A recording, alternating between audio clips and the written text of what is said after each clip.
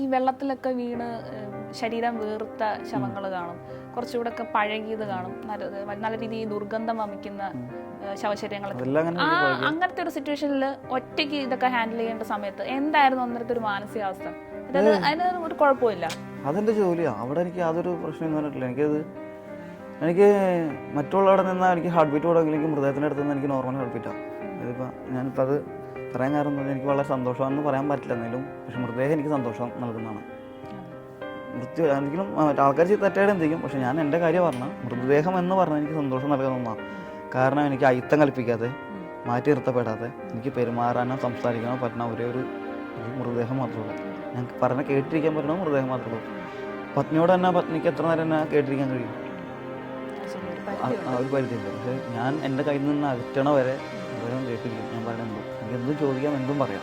മറുപടി കിട്ടണമെന്നില്ല, മറുപടി എൻ്റെ ഭാവനയാണ്.